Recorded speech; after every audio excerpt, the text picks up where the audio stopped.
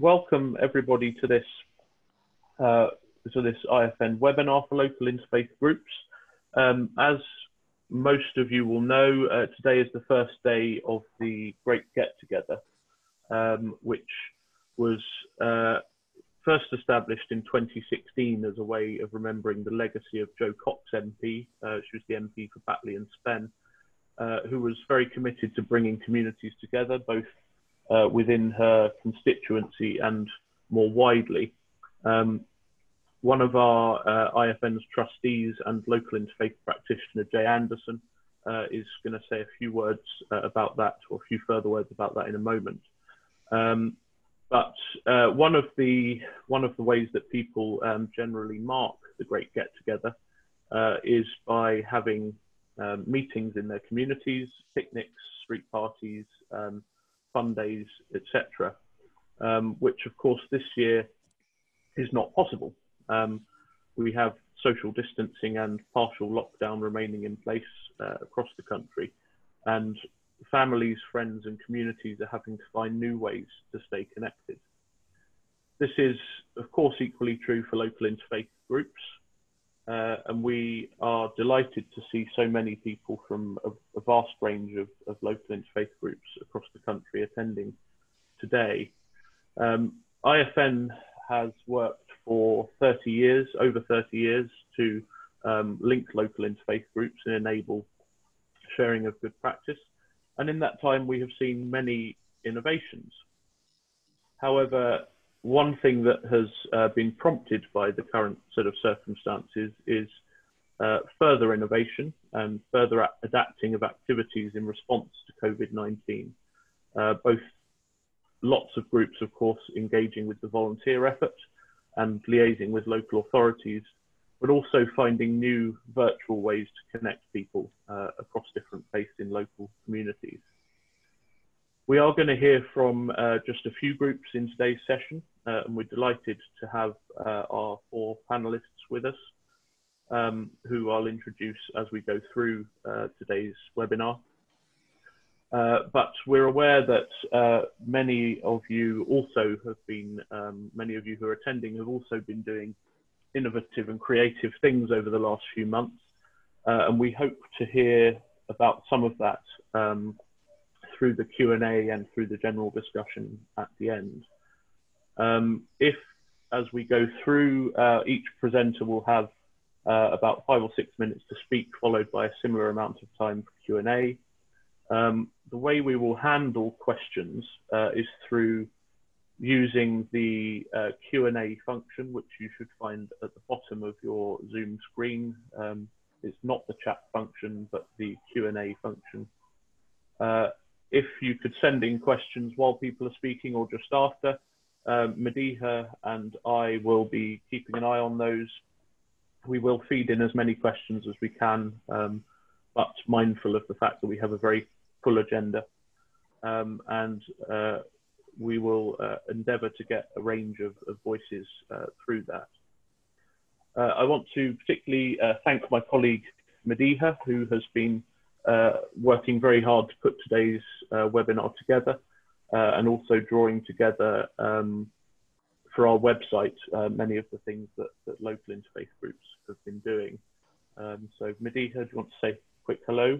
Hi, thank you Ashley for that. Hi everyone, I hope you've all been keeping well and safe in these unprecedented times, and we look forward to hearing what conversations come out from this webinar. So thank you Ashley. Thank you Mediha. The IFN's Executive Director Harriet is present, but she is here in listening mode. We have wanted to focus on what local groups are doing, but if there are particular questions to her, we will bring her in to the discussion. Most of you are from local groups, but wanted to also say welcome to Lazaro, who is the comms officer at Near Neighbours. IFN has a very good working relationship with Near Neighbours, and its work is very complementary. Near Neighbours works in many communities across the country, supporting local initiatives which bring people together. And because of the short time we have for this webinar, I will be fairly robust about giving speakers 2-minute warnings where necessary. And I hope that we will get through and have plenty of time for questions and answers. So I'm going to hand over now to Jay Anderson, who is, as I said, an IFN trustee and a member of Leeds Concord and Leeds Faith Forum. Thank you. Good morning. When Jo Cox gave her maiden speech in Parliament on the 3rd of June 2015, she could have had no idea how her words would become a part of her lasting legacy. When she said, "While we celebrate diversity, what surprises me time and time again is that we are far more united and have far more in common than that which divides us." She could have had no idea what the world would be like just 5 years later, where we find ourselves in the midst of the coronavirus pandemic and having to socially distance and isolate whilst trying to celebrate her life and legacy and put her words into practice. This time last year, we could hug, shake hands, be in crowded spaces and be physically together for the great get-together. This year is and has to be different. But as Jo said, we need to focus on the things we can do, not what we can't. So this year we need to think differently and meet the challenges head on in order to bring people together, because we are stronger together, and together is connection, compassion and community, all of which we need to foster in light of recent events. I hope you find this special webinar informative and inspiring for your continuing, but by necessity, changing interactions with people in your localities. And I will hand back to Ashley. Brilliant. Thank you very much, Jay. I'm now going to move straight into our agenda. So I'm going to welcome Shabaz Ahmed, who's the Community Development Officer at Building Bridges Pendle. And in fact, he appears to have just disappeared from the meeting. So perhaps while he is figuring out how to come back in, we will move on instead to Himanshu Jain, if you're happy to go first. Chair of Barking and Dagenham Faith Forum. Himanshu. Hi everyone, my name is Himanshu Jain, Chair of Barking and Dagenham Faith Forum at the moment.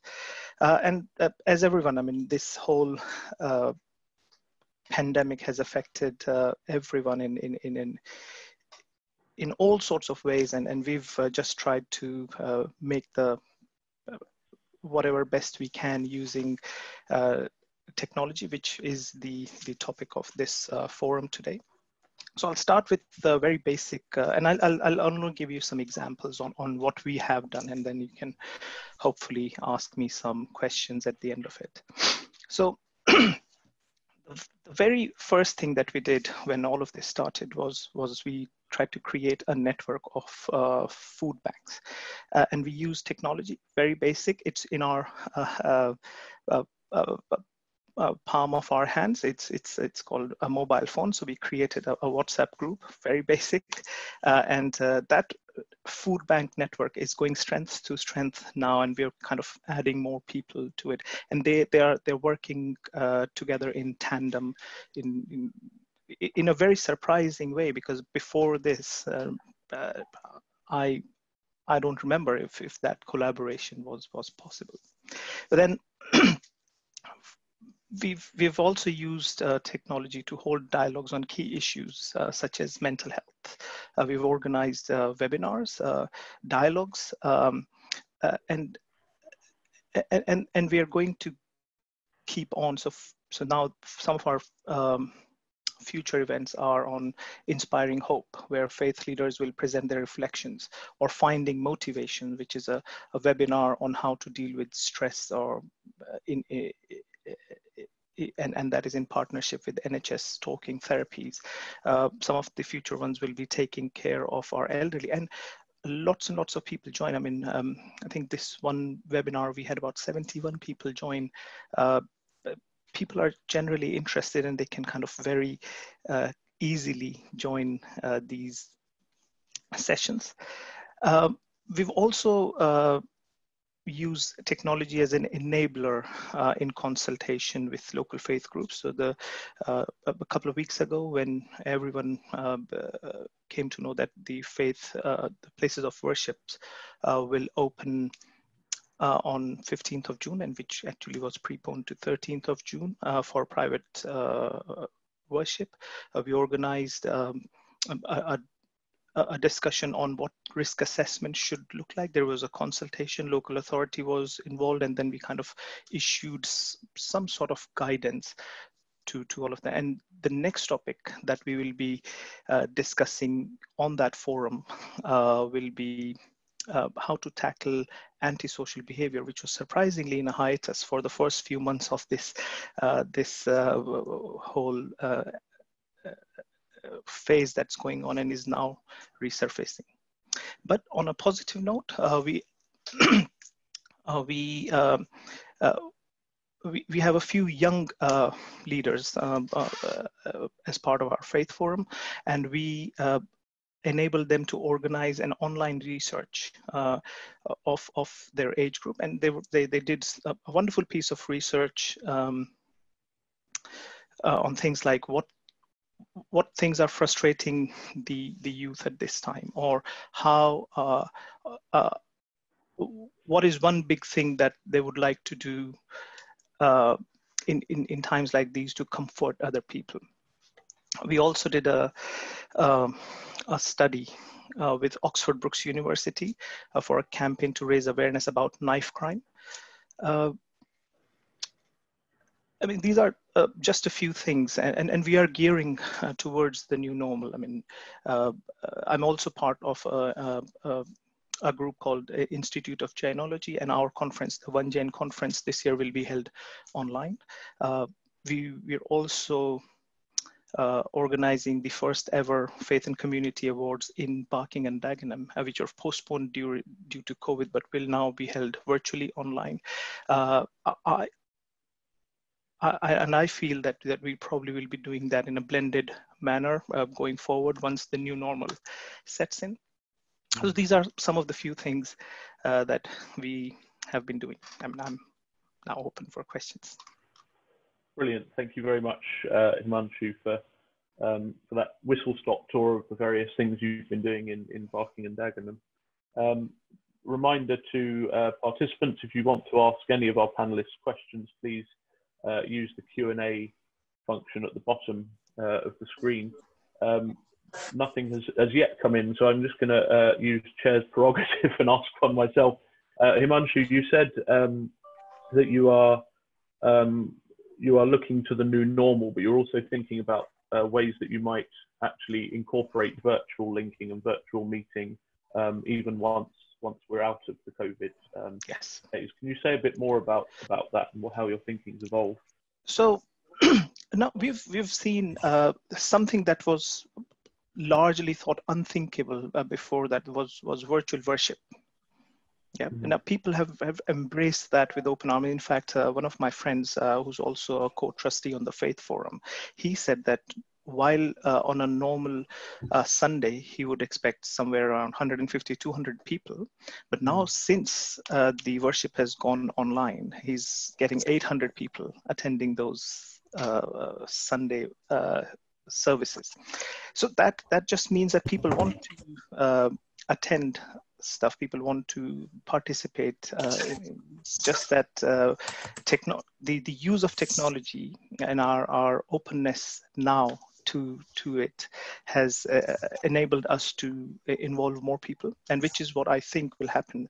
So when we do the awards, for example, the award ceremony on 13th of August, and if by then the guidance changes and we are allowed to have more than 6 people, then maybe we may do it in a studio of some sort where we can invite few people, but then telecast it on Zoom or on YouTube so that more people can. And I think that will be the new normal. That will have to be the way we all do stuff. Brilliant, thank you. And we've just had a question come in from Mark Ball, who asks how you're handling accessibility concerns for those who don't use technology or who are less comfortable with it. I think technology will evolve now. Yeah, technology will evolve. I think the situation has reversed. I mean, earlier, 3 months ago, everyone was saying that, oh, we can't keep up with technology. But now I think technology will have to catch up. We'll have to ensure that all accessibility concerns or anything of that nature is taken care of. So it's only a matter of time. Yeah, thank you. Yeah. Thank you. So just before we move to our next panelist, Shabaz Ahmed, I just want to explain, I'm using 2 screens here. So if I appear to be looking not at you, it's because I've got some people on one screen, some people on another, and I've also got the question panel open. So I just thought I'd explain that.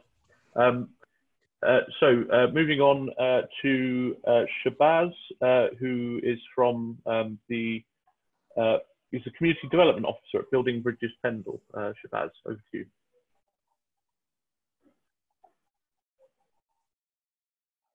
From Nelson, little town in Lancashire, Northwest. The lockdown, when it came in, had a drastic effect on the work we do. All our work is out there engaging with people and providing platforms for people from different backgrounds to come together on a shared platform. This obviously for us was not something we could prepare for. It was within 2-3 days that we had decided that we're going to clear our desks and go home. We had a few days after situation. On the Wednesday after, we had a Zoom meeting.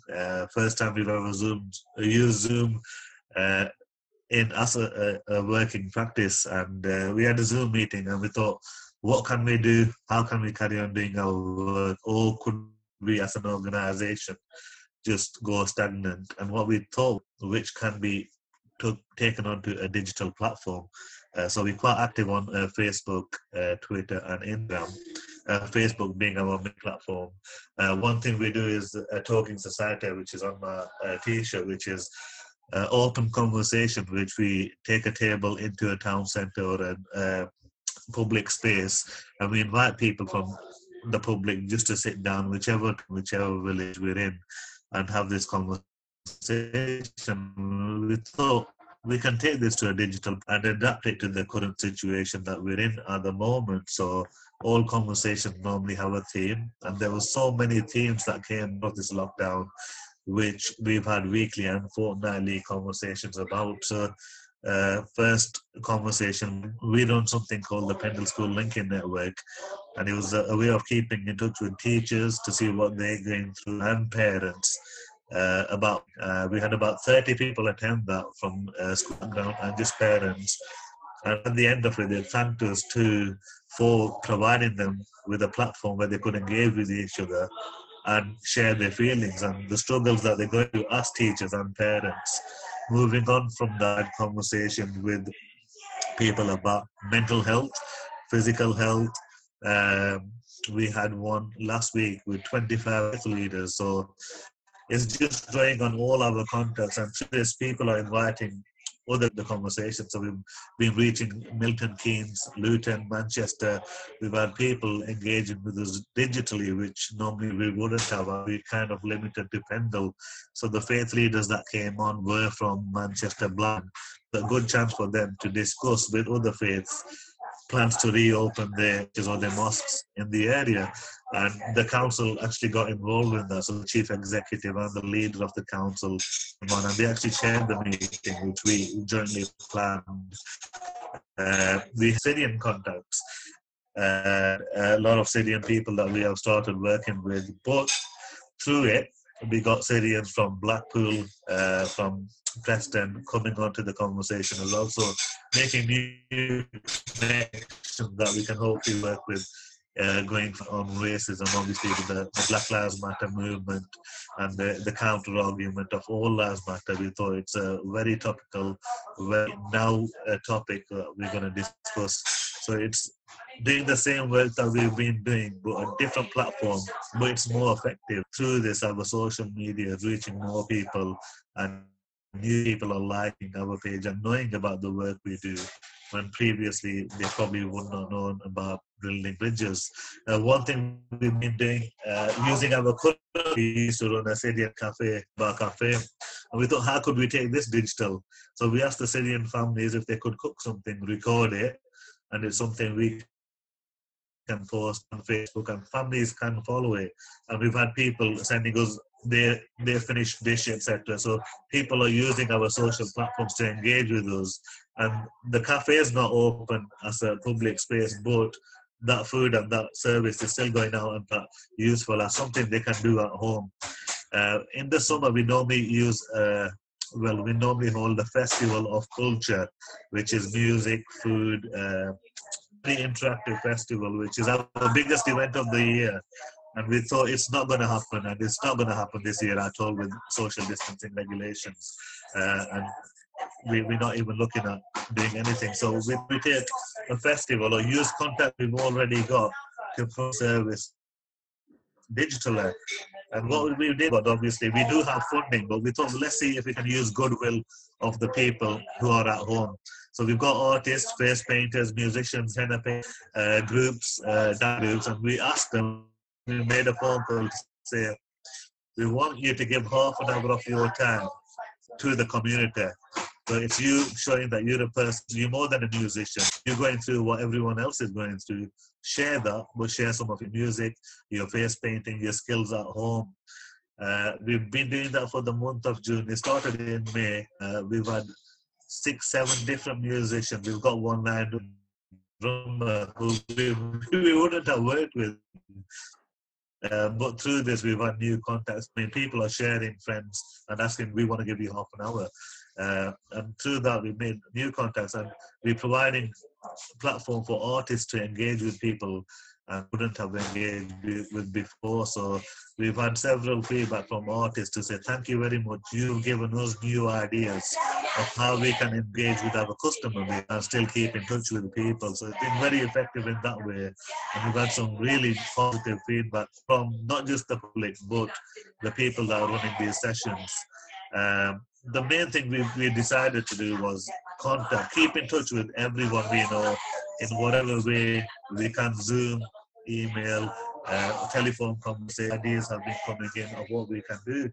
We're currently running a poetry competition. Again, it's not using any funding at all. It's something we've advertised, and anybody in the country can get involved in. And we've got a panel of local poets, and then we've managed to Young Identity from Manchester involved, another organisation that we've never worked with in the past. They've seen in the poetry competition in helping you judge and decide the winner. And through that, it's been 2 weeks in the poetry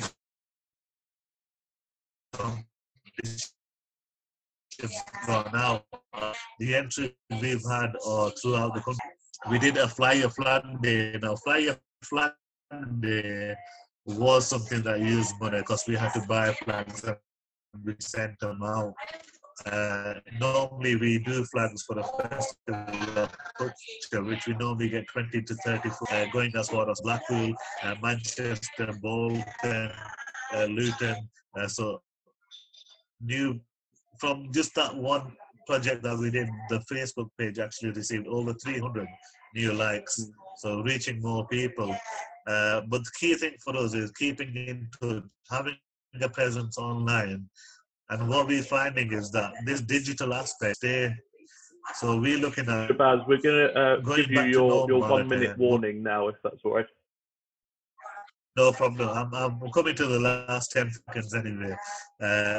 Keeping, obviously, our normal work practice of meeting people in person, but allowing people to meet digitally as well. So just from the last refugee meeting we did on Wednesday, there's plans with a refugee resettlement group, Lancashire Resettlement Group, to connect Syrians from across the country now. So we're planning before the end of July, up to 50 people coming together on Zoom from across the country who have never met before to meet. So digitally, you can be more effective, and it's at a lesser cost than doing things in person. Brilliant. Thank you very much. That's all I've got to say, sorry. Thank you very much, Shabaz.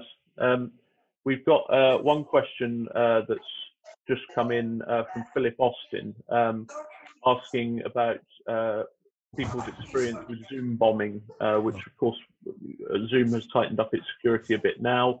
but for those who've been using it for a while, have any of you experienced that, and how have you dealt with it? I'll open that up to Shabaz first, but it may be that other panelists want to chip in on that question.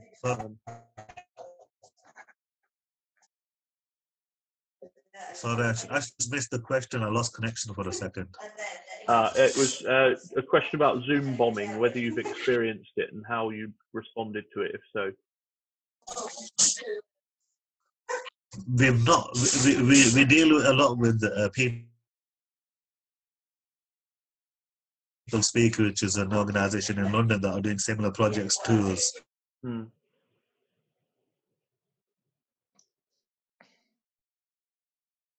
I think we've lost you again, Shabaz. Are you there? They mentioned Zoom bombing. We've not had it yet.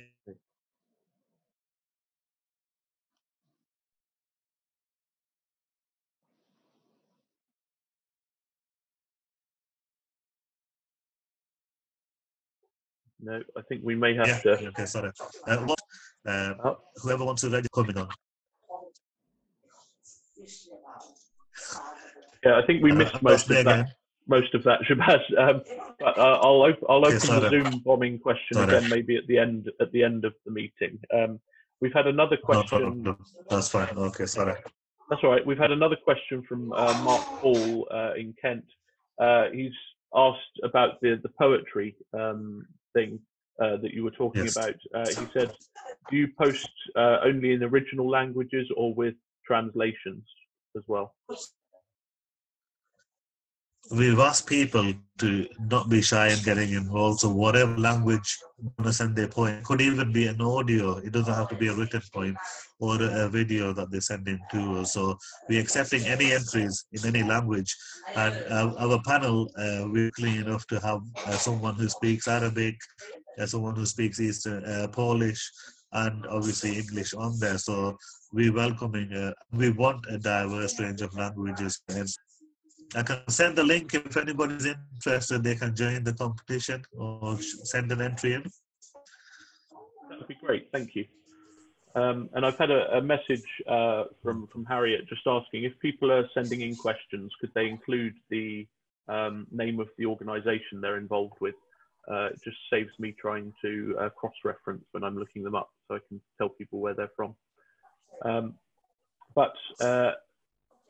Shabaz, I have one quick question for you. You mentioned you're using both the sort of in-person forms of meeting like Zoom and Skype and so on, but also things like your Facebook account and your Instagram, etc.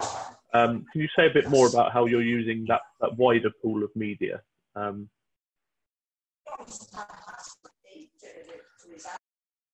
Yes, so when we're doing our social media, so any videos are using our Facebook Live, so we give them access to our Facebook and they will feed from there. So like today's artist that's going to go live at 1 o'clock, he will use our platform and we'll share that to the different groups and pages that we are linked with, so it reaches a wider audience, and it will then be shared on Instagram and Twitter as well. So if you're not using Facebook, you can still access it via Instagram or via Twitter.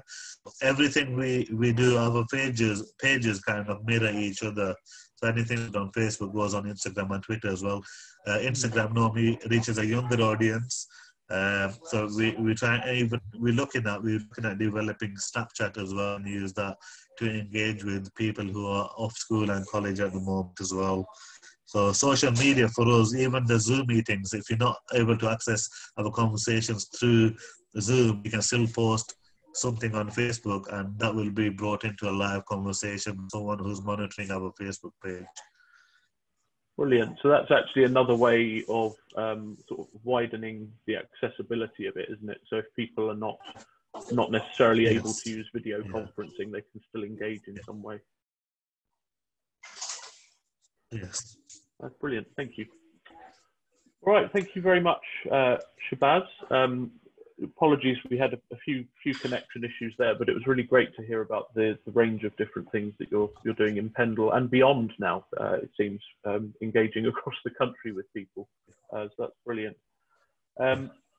Our next panellist is the Reverend Anthea Ballam, who is co-chair of Brighton and Hove Interfaith Contact Group. Anthea. I'll just unmute myself. Thank you. Thank you for inviting me. My name is Anthea Ballam, and indeed I am the chair of the Interfaith Contact Group, which is also known as the IFCG. It's been around for about 20 years. It's very well established, and it serves a community on two levels. We have a membership of about 85, which includes individual members, but also group members, so we have both. And we also have 300 friends. The information, in fact, is emailed to about 400 people, but the actual information itself goes to a far larger number, as I say, because some of these are group members. And we serve a very diverse group. We serve people who are Christian, Muslim, Jewish, Hindu, Buddhist, Baha'i, Sikh, pagan, and also humanists, because they are very sort of into the mindset of what we're doing. They really follow what we do with great enthusiasm. When the lockdown happened, we were immediately obliged to rethink ourselves. We had a number of meetings. One of them was a monthly prayer meeting, which is always being held at the premises of one particular place. So we had them held this year in the synagogue, previously in the Baha'i Centre, and before that in the Methodist Church. But we immediately went to Zoom with the prayer group. And then we also created a new group, which was requested by a vicar, which is a support group for faith leaders, because the feeling was that faith leaders carry an enormous amount of stress, and they really felt as though they wanted to meet, and so they do that on Zoom as well. But the main focus of our efforts has been on something which we call words of connection. So I was interested in the question about prayers. Words of connection came about because we had a wonderful prayer which was sent to us by one of our rabbis, a very, very brilliant prayer, which was called the Prayer for the Coronavirus Crisis. And we just sent that out to our membership. And this was amazingly well received. In fact, it went viral. It was used the following week by Unitarians, all sorts of different groups suddenly latched onto this magnificent prayer she'd written. And we suddenly realized that people actually wanted to receive words from different faiths that they could actually look at. And so we devised two ways of doing this. One of them is by email. And the emails are specially designed so people can read them on their iPhones or on laptops or anything they like. They're presented in a small format, so you can read them very comfortably. And so we send these out every week. And then in addition to this, we back this up with a blog as well, which appears on our website. So every time we issue weekly these words of connection, which are from all sorts of different faiths and from people who send them to us as well, they actually go out to an enormous number of people. And they consist of prayers and blessings and poems and readings from all sorts of sources. But what we have really, really set ourselves out to do with the words of connection is to actually plug into the feeling of what is going on at the moment.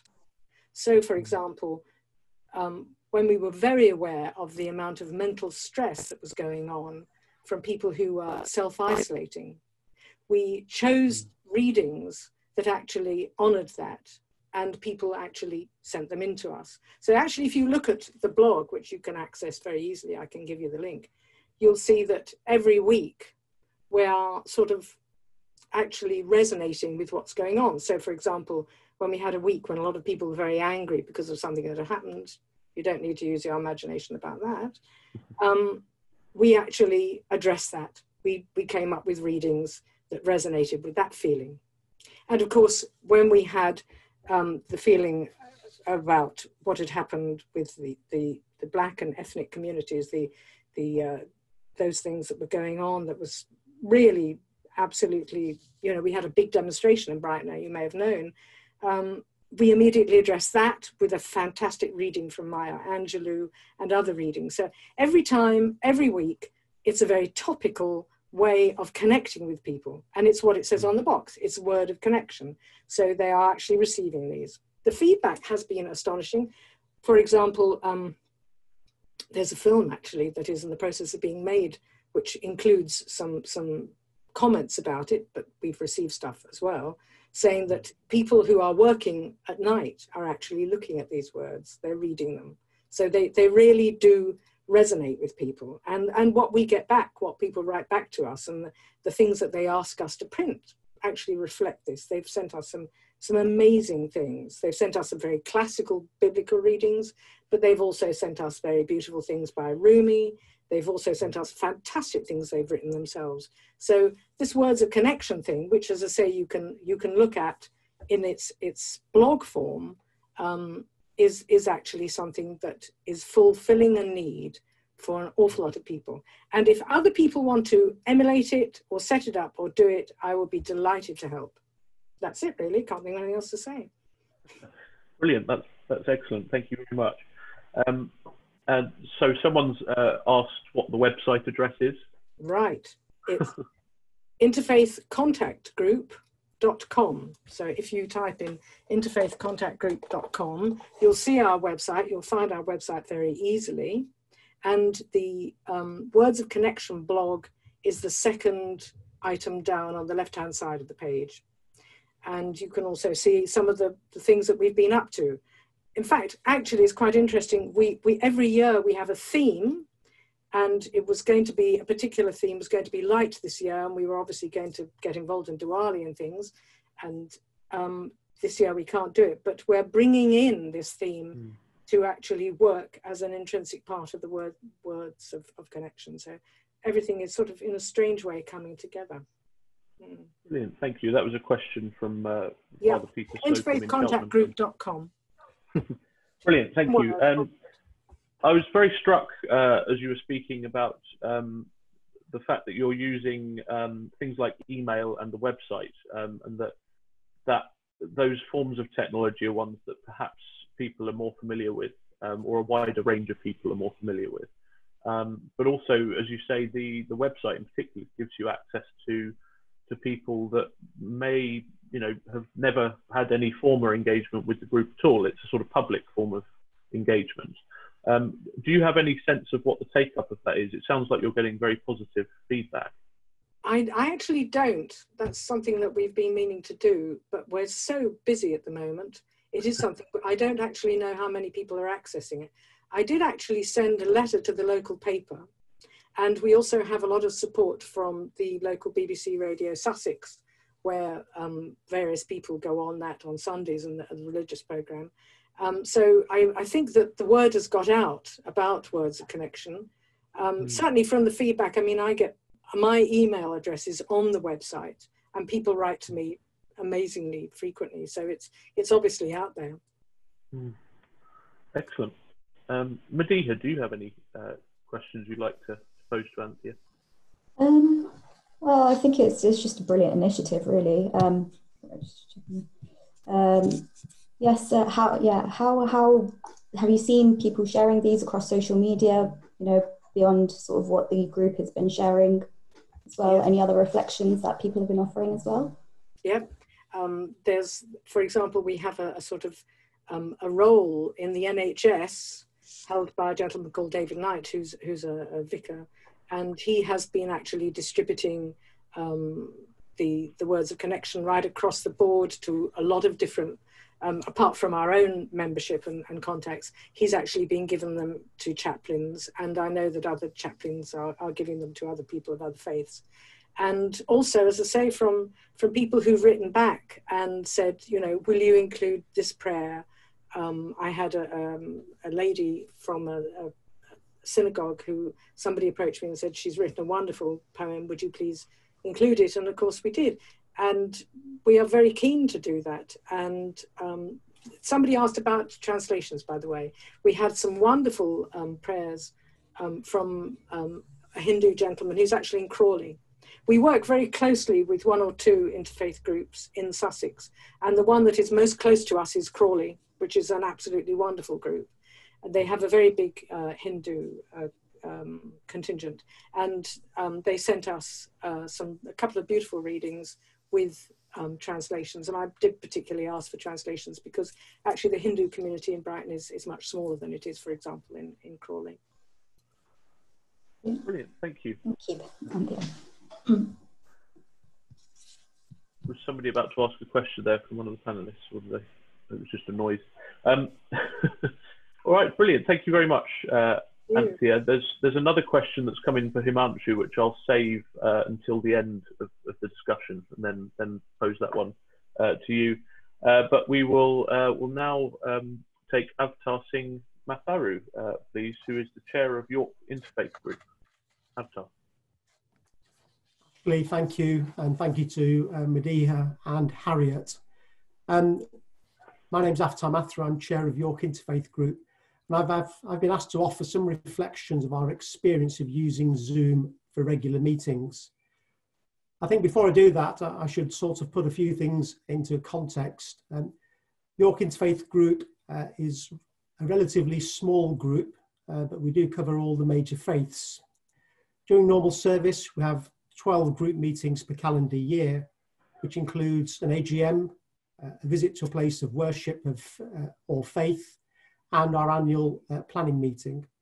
In addition, we have 4 or 5 committee meetings and Interfaith Week as well. Our monthly meetings take place on the first Tuesday of every month at the City of York Council offices and start at 7:30 p.m, finishing for about 9 p.m. And in fact, our committee meetings are held bi-monthly on the same evening as our monthly meeting, but we start those about an hour before the monthly meeting itself.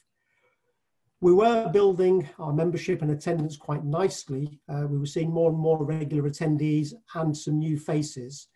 In fact, our last face-to-face meeting, which was in February, we had close to 50 attendees, and nothing beats a full room when you're hosting a meeting. As COVID-19 began to take hold, our March and April meetings were cancelled. And listening to the speakers, obviously it was very, very important for us as well to maintain some form of virtual contact with our membership beyond email. In particular, for some of our members, our monthly meeting was a really form of social interaction with the wider community. Some of us, through our work, had already started to use platforms such as Zoom, Microsoft Teams, Skype, and Google Hangouts. Now, during all this, I'm always an optimist, and somebody, somewhere was smiling on us. Our May monthly meeting, believe it or not, was called Faith, Technology and the Internet, given by Darrell Watson, UK Director of Public Affairs and Communications for the Church of Jesus Christ of Latter-day Saints. Perfect timing. If there was ever a need to learn about technology and the internet to bring people together at a time of need, then this was clearly it. Thanks to Darrell, we were able to host our first virtual meeting on May the 5th at 7:30 p.m.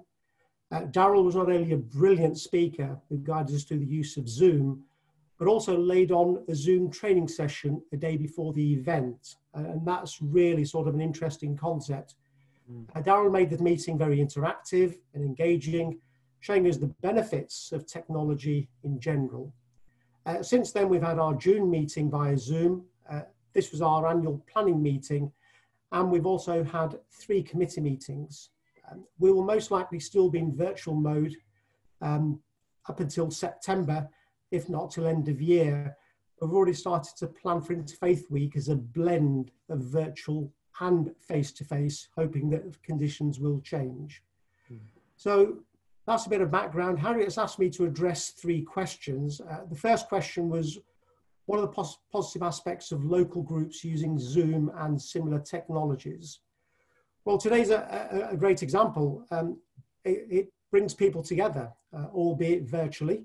Himanshu used the word enabler. Absolutely, this is a terrific enabler.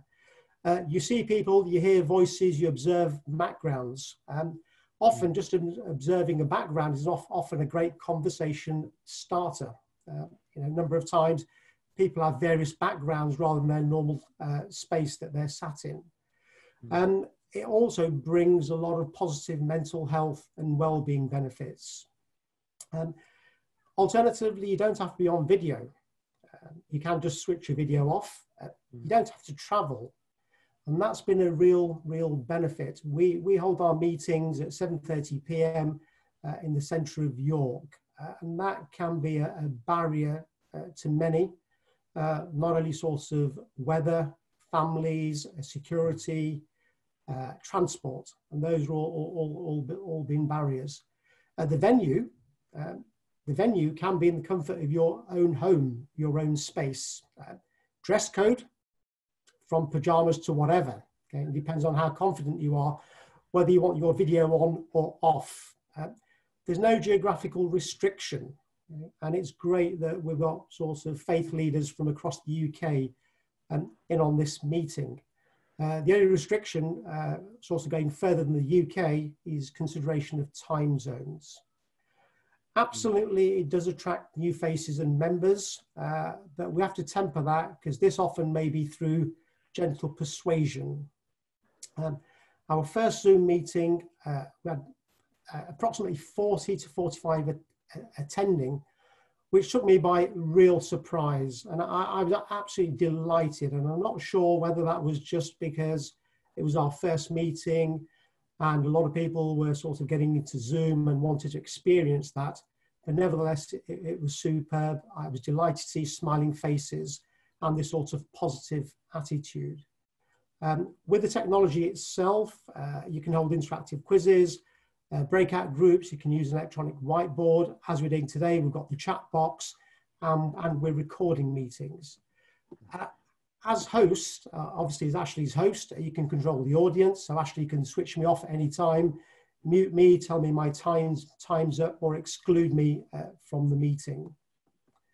My second question that Harriet posed was, what are possible limitations that it may be helpful to bear in mind? We've spoke about security. Obviously, security is a big issue. How do we deal with it? We post our Zoom invite via email only to our membership with the strict message of do not share. But if a third party is interested, then do contact our York email account. And from that, we can release the Zoom invitation. This prevents any rogue attendees. Also, the attendees are kept in a virtual waiting room and only allowed in if their name is recognised. Another limitation is technophobia or poor or no internet connection as well. Accessibility, that is an issue. So again, technology is improving. Zoom itself, depending on what type of Zoom you use, if you're using Zoom Professional, you've got unlimited time and up to 300 to 500 users at any given meeting. If you're using the free to download software, you're probably going to be limited to 40 minutes or so. So do bear that in mind. Zoom itself, we're now seeing, especially I'm seeing it personally, Zoom overload. Okay? I'm spending most of my day in my normal work practice, moving from one Zoom meeting to another Zoom meeting. And by about 5 p.m., I've had enough with Zoom. So there is an issue there that some people might be switching off in the evening and no longer want to engage with such platforms. The timing can be in a positive way. So previously we used to hold our committee meetings at 6:15 p.m. Now with lockdown and with working from home, we've actually been able to hold our committee meetings during normal sort of 9 to 5 hours. Zoom itself can be impersonal, can be difficult to track beyond the number of attendees you can see on your screen at any given time, which is about 30. And I know Ashley said Ashley has a second computer. So it does require a very good host or assistant. In itself, the speaker needs to be comfortable with Zoom as well.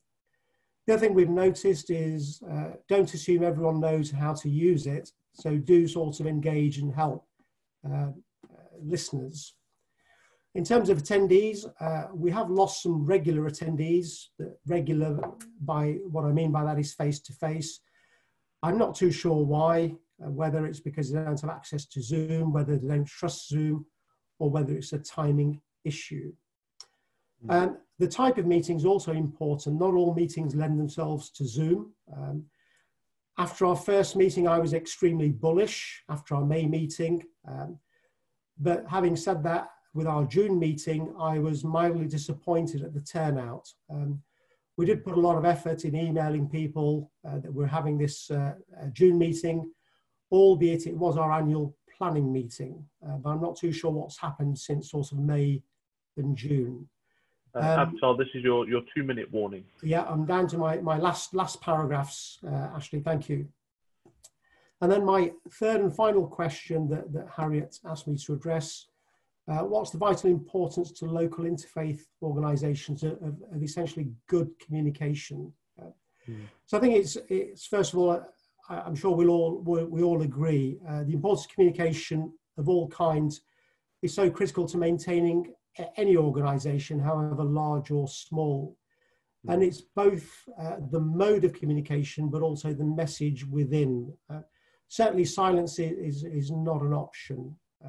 In terms of York Interfaith Group, thanks to Penny, who's our secretary, we recently relaunched our Twitter account, Facebook, and established Instagram, in addition to our regular monthly newsletter, which is always sent out by email.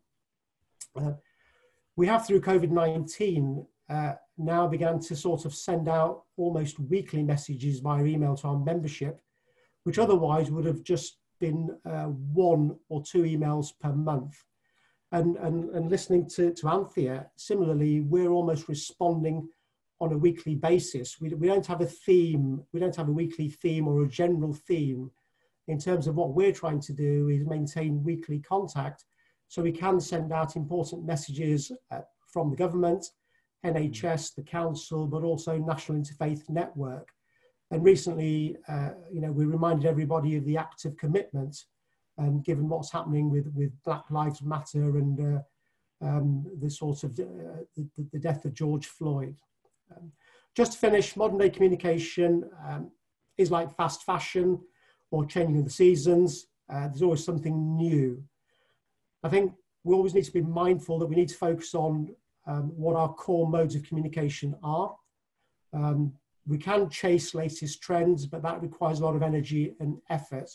And York Interfaith Group, we don't have the capacity to be so responsive to be chasing lots and lots of new trends. It's a tough challenge to maintain our critical core whilst trying to bring in new members. So those are the 3 questions that I've been asked to address. Thank you for listening. Thank you very much, Avtar. And I'm going to begin with a question that's already come in for you from David Rennie and Milton Keynes, who asks, do you have a web link for the faith technology and the internet item that you mentioned? That event happened in May, and we did record the session. So we do have a link somewhere, and once we can find the link, and whether the link is still active, because often these links are only active for 30 days. Yeah. So whether we've got it in our archive, we'll take a look, but nevertheless, we'll provide details of the speaker. Yeah. That'd be great. Thank you. Nadeha, did you have a question? Yeah. I just wanted to ask, so you mentioned Zoom overload, and we understand how that could be quite a big issue for some. How do you suggest, that could be overcome? Is there any sort of solution to this? And one other thing I wanted to mention was, you said that regular attendees might be missing out on some of the Zoom meetings or whatnot. How do you maintain contact with these people and stay engaged with them? Yeah, good, Nadeha. That was, so 2 questions there. The first one about Zoom overload. Obviously, with Zoom, there are lots and lots of recommendations, such as don't move from one Zoom meeting to another meeting directly. Build in Zoom breaks.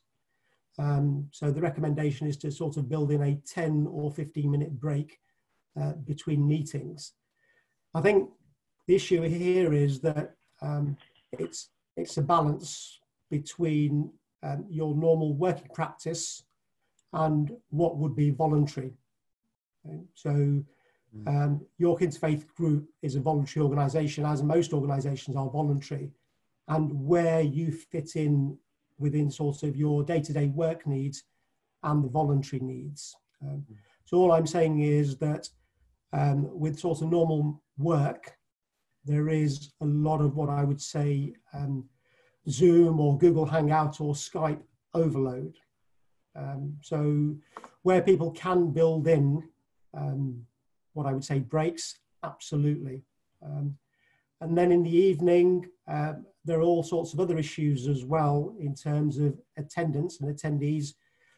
Given lockdown, given homeschooling, given all sorts of other issues, we have no idea, and I always say this, I have no idea what's behind your door, your room, and likewise you have no idea what's behind my door, sort of the chaos that could be ensuing. And we have to be mindful and respectful of that. So we maintain our regular newsletter, we maintain weekly emails that go out, and now we've launched Facebook, Twitter, and Instagram. So we're covering as many bases as we can. Excellent, thank you. And David Rennie from Milton Keynes has reminded us helpfully, I think, that Zoom breaks should also include gentle but vigorous exercise. One of the problems or challenges with lockdown, of course, is that we spend more time sitting down. So it's a very helpful reminder. We've just had another question come in. So Philip Austin in Bolton says, Bolton Interfaith has been beginning to think about how their faith trails and visits to different places of worship might continue virtually.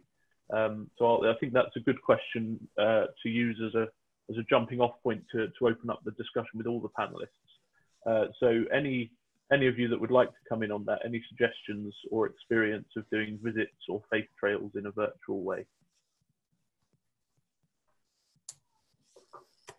Not from our side at the moment. So we've not managed to do a virtual visit. Well, same here. I mean, not at the moment, but hopefully very soon, and perhaps we can collaborate on that one.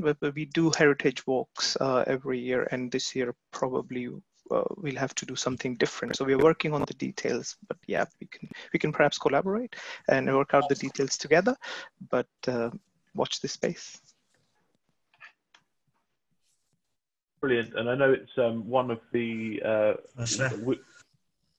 we've been thinking at IFN about how we might guide people for adapting Interfaith Week this year and Interfaith Week activities in a context where we may have lockdown or at least partial lockdown, or certain types of activity may still be not possible, and we've been thinking about ways we might help groups to or encourage groups to do virtual tours or to pre-record visits to places of worship. So that's something that we would welcome a future discussion on as well, I think. Shabaz, are you trying to come in? Yeah, I was just going to say something that we've discussed as an organisation is asking, because we run a forum of faiths, to ask faith leaders if they could do a pre-recorded virtual tour of the church or the mosque or whichever faith they're related to. So that can be sent out because a lot of schools would be using it. And another thing is, obviously, the faith trails might not be able to happen, but what we did in Interfaith Week and Holocaust Memorial Day was bring schools and faith organizations together for a conversation. So we'll be looking at doing that digitally this time. So inviting students, teachers, and faith and online Zoom conversation. Brilliant, thank you. And we've had Penny Siddle, who's also the Secretary of York Interfaith, has sent a message through saying she's got the faith technology and internet recording, so she's happy to share that after the meeting. Patricia Stoat, who's from Nottingham Interfaith Council and is also a trustee of IFN, has sent in a message saying there are several virtual pilgrimages at Easter and several also on the Camino de Santiago. These can be good ways to encourage people to interact. So it's a helpful reminder actually that there are quite a lot of pre-existing virtual tours. it's certainly true that some of the larger places of worship that are in normal times a tourist destination of sorts often have virtual tours on the websites, and some educational resources create those as well. We had a question earlier also from Penny in York for Himanshu Jain, which was how have you engaged in Interfaith Week? She says she's on the planning committee for Interfaith in York, and they started last year by having a specific young person event and are looking to do this again. She'd be happy to take suggestions on what's worked well. Sure. So we did two things this past year. I mean, we organized drawing competitions and poetry or story competitions for primary and secondary schools, with the finalists being recognized by the mayor in the Interfaith Week. And secondly, for slightly older youth, we organized a leadership training for them and then gave them research projects.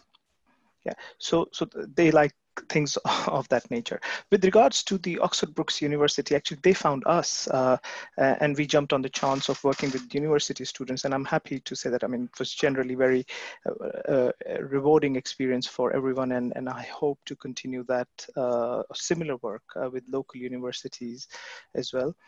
Another project that we are working on at the moment and perhaps will be launched after the awards is an online book club, which we hope to engage not only young people but older people and have them network together on areas of similar interest. I hope that answers the question.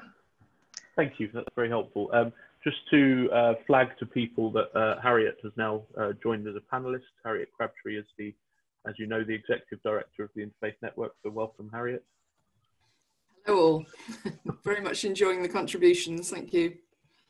Thank you. We've had a contribution via the Q&A from Yogesh Joshi of Watford Interfaith Association. He says, the association have been using Zoom prayer meetings since the start of the pandemic, so similar to some of the panelists. These are every Tuesday evening at 8:30 p.m. From just doing prayers together, they've now moved on to a discussion on particular topics. For example, science and religion was the one last week. And Zoom meetings are circulated via email and with an added security screen share. As an added security measure, screen share is disabled to participants, which prevents Zoom bombing. It means people can't use the screen share thing to, for example, share rude messages. So that's a very helpful point there from Yogesh, and it picks up on one of the earlier questions about Zoom bombing. I know it's something that we at the Interfaith Network thought about quite a lot. This is our first webinar, and webinar format is slightly more constrained anyway. But some of our meetings, for example, with Faith Communities Forum, and we've got some upcoming local link meetings, are a bit more open, and we've had to think about ways that we stop that kind of activity as well. So turning off screen share is a very good one. Enabling the waiting room, I think one of you mentioned earlier, so that people don't just come straight into a Zoom meeting, but they're filtered by the people managing it first. Some of the other things we've done is stop people from being able to change their name once they've joined, so people can't impersonate other people. For example, did create a slight challenge earlier when everyone joined by accident as Avtar, so I had to rename them instead. But there are ways of making Zoom a bit more secure. One of them, of course, is to include a password rather than just an open link. And actually what we did for today was we didn't send the details until yesterday evening, so that they weren't public for a huge amount of time. There wasn't an opportunity for them to get widely circulated. So that was sort of picking up on one of the earlier questions. I was very struck by a number of the panelists mentioned that they, in different ways and using different means in each case, actually, you were finding more people engaging with your activity. do you have reflections on the ways that you might develop and build on that moving forward, particularly once lockdown is over? Do you see a role for technology in your groups in the future? Avtar. If I can start, it's very early days for us.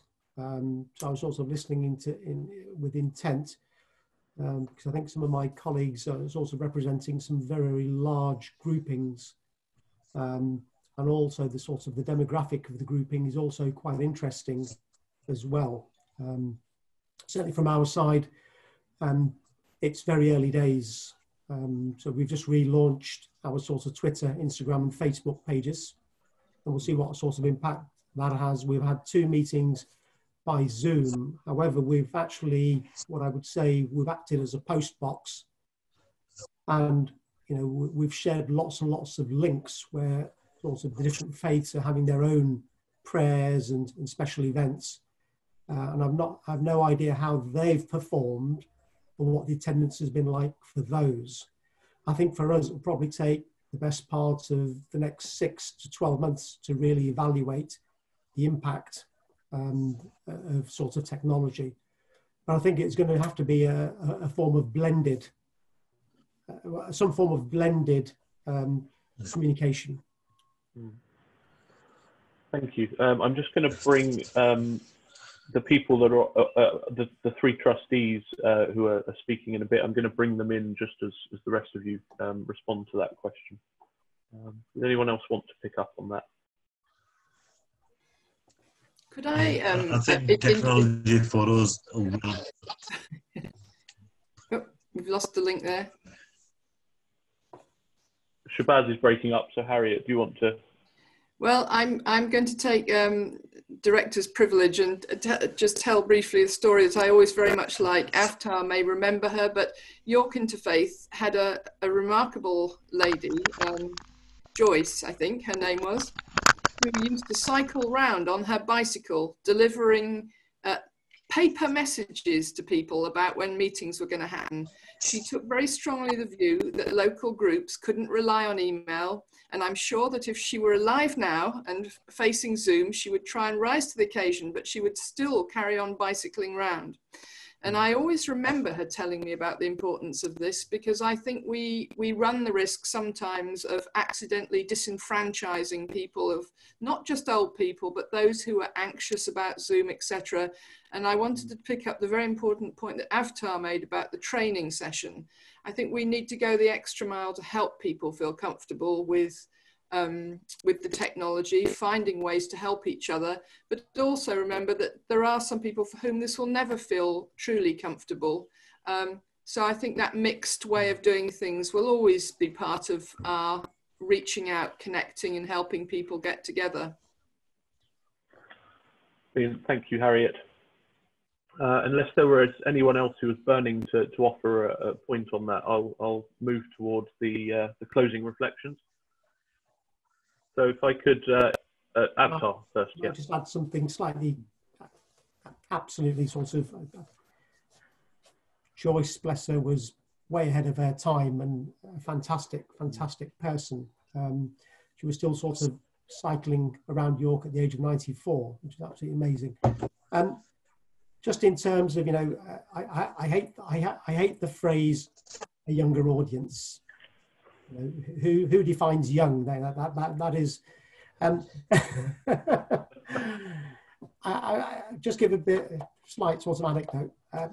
My daughters who are aged 9, they were absolutely overjoyed at receiving a letter through the post earlier this week. And think we forget about that. We just think that our younger audience is WhatsApp, Instagram, Twitter, whatever. And wow, they were jumping, up and down. They've received a letter through the post, and the value of that was absolutely amazing. Brilliant, thank you.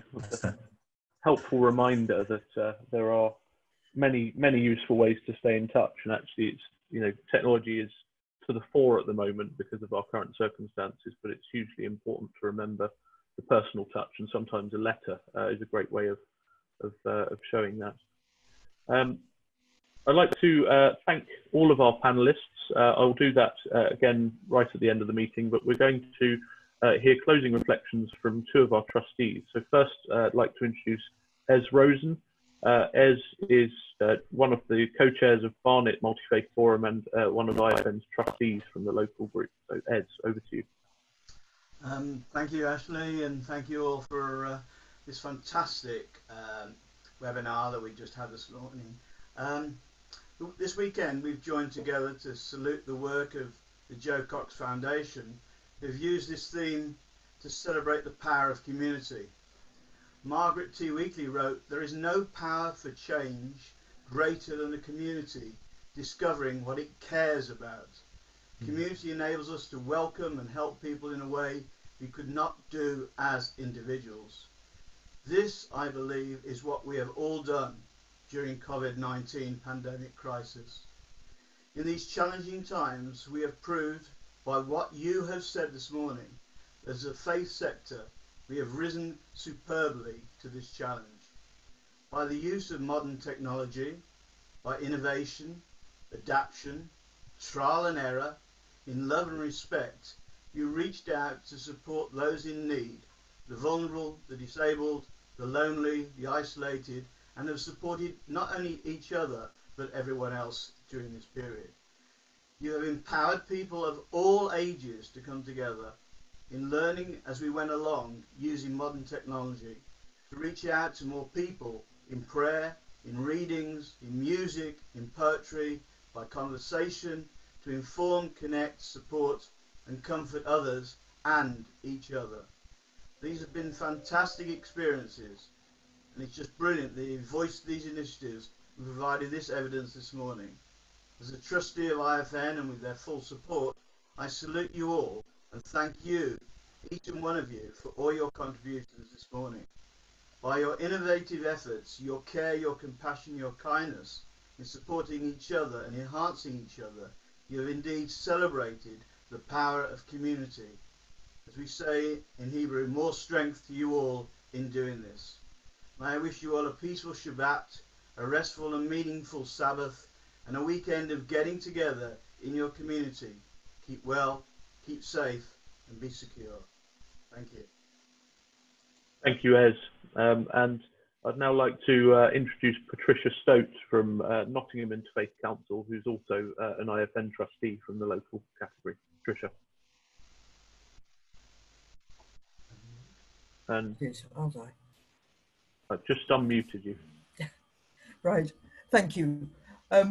Thank you all very, very much for an absolutely fascinating and really stimulating discussion and for coming up with so many ideas.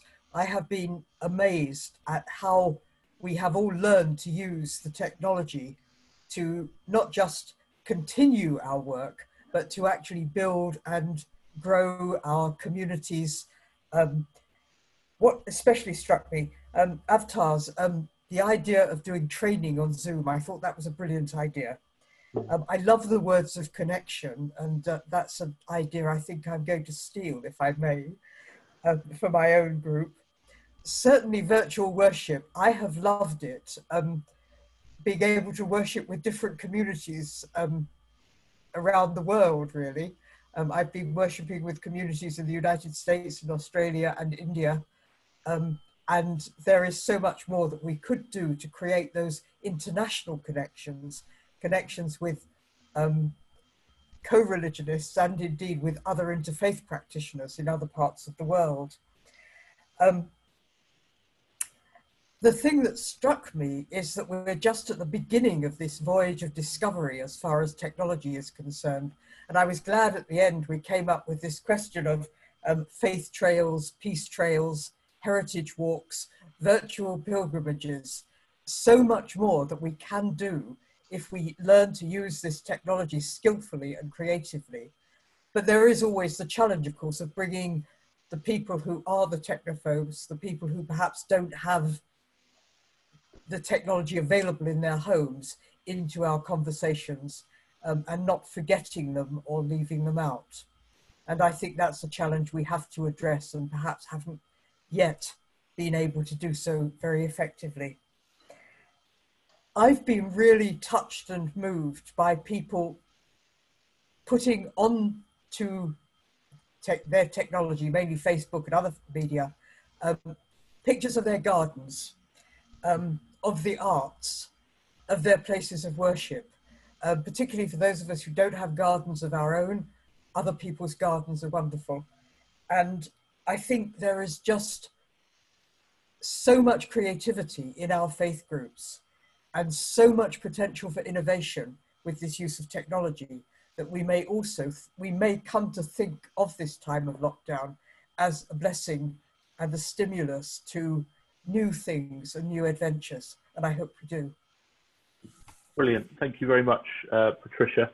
We are slightly over. We'll probably be another two to 3 minutes. I hope people will bear with us. So I'd just like to invite Harriet, IFN's Executive Director, to say a couple of words as well. Harriet. I would just like to say thank you, and including to my colleagues Ashley and Mediha, who've worked so hard on this. But most of all, I think I would just like to reflect briefly on the fact that we have so many groups in IFN membership, and there are many local groups across the UK. Everybody's different. Everybody has different size groups, different mixtures of people, different ages. There isn't a perfect way of doing anything. This is a great time of learning, and it's been really super hearing about the different ways that we can approach these issues. IFN is planning to do more work in this area. We would love to know how we can support you better in this area. As some of you will know, I've been gradually ringing my way through our member local groups because we like to keep in touch. We like to hear from you. So if after you've taken this if you've been part of this webinar, you have further reflections, there will be a feedback survey. You can never escape those, and you can share your thoughts with us. But I don't know about everybody else, but I've just found this really so worthwhile and interesting today. Thank you. Thank you, Harriet. And so I think it really just falls to me to say a huge thank you to all of our panelists for giving us so much food for thought and for sharing your experiences and your wisdom with us. I think it's been hugely inspiring, actually, to hear your different ways of engaging with people. Thank you to all of the people who've attended and for your questions throughout. We hope it's been useful. Please do send us feedback so that we can keep learning and keep adapting. And I think finally, just to say, it's been really interesting to hear, as I said in one of the questions, from all of the groups in different ways have found opportunities to engage new people. I think that shows that there's a real and continuing appetite for interfaith engagement. People have found in times where they might be otherwise isolated that there are ways to make connections with others, and also to get some form of pastoral or well-being support through the readings, the prayers, the poems, and so on. So that's really interesting, and I think that continuing appetite in society, I think, further emphasises the words of Joe Cox, that we have far more in common than that which divides us. So thank you all, and we will end there, and we will be in touch with a feedback survey soon. Thank you. Thank you.